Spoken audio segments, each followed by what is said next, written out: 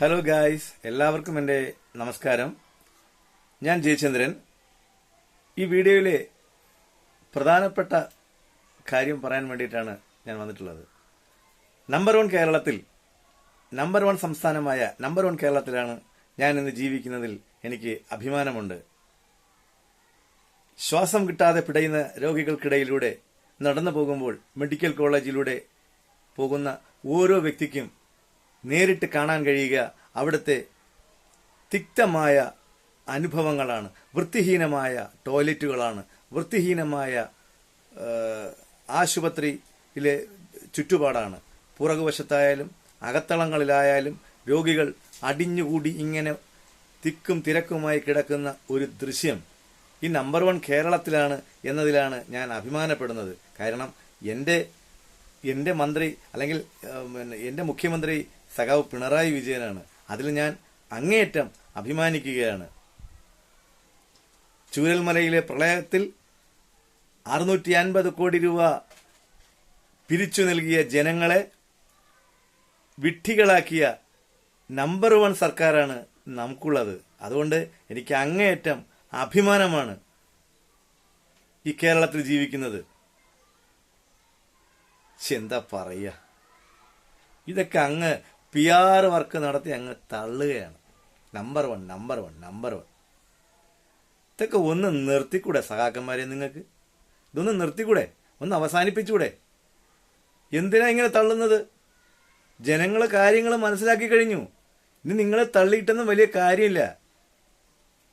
ജനങ്ങളുടെ ഖജനാവിലെ പണമെടുത്ത് കോടികളും ലക്ഷങ്ങളും മുടക്കി PR work നടത്തി നമ്പർ 1 എന്ന നാഴികയ്ക്ക് 40 വട്ടം പരസ്യം ചെയ്ത് നാടുനീളെ തള്ളി മറിച്ചുകൊണ്ട് നടന്നാൽ കേരളം നമ്പർ 1 ആവുന്നത് എങ്ങനെയാണ്? എനിക്ക് ചോദിക്കാനുള്ളത് അതാണ്. ആരോഗ്യ മേഖല നശിച്ചു നാറാണക്കല്ല് പിടിച്ചു. അത്തരത്തിലത്തേക്ക് കൊണ്ടെത്തിച്ചു കഴിഞ്ഞു.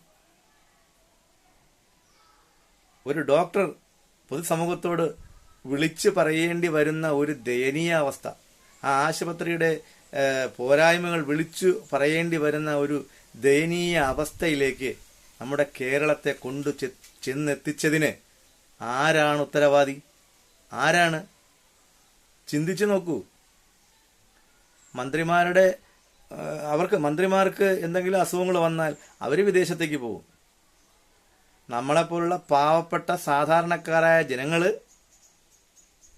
സർക്കാർ ആശുപത്രികളിൽ ആശ്രയിക്കുമ്പോൾ അവർ പ്രൈവറ്റ് ഹോസ്പിറ്റലുകളിൽ ചെന്ന് 2000-3000 രൂപയുടെ ബില്ലിന് പകരം 30 ലക്ഷം, 18 ലക്ഷം, 15 ലക്ഷം, 10 ലക്ഷം ഇങ്ങനെ എഴുതി മാറ്റുകയാണ്.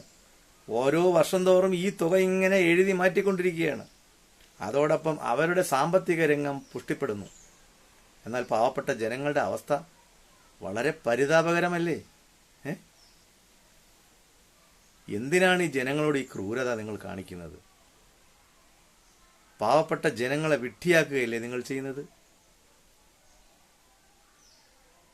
എന്നിട്ട് ആ പ്രശ്നങ്ങളൊക്കെ ഭരണപരാജയം മറച്ചു പിടിക്കുന്നതിന് വേണ്ടി ആ പ്രശ്നങ്ങളൊക്കെ തന്നെ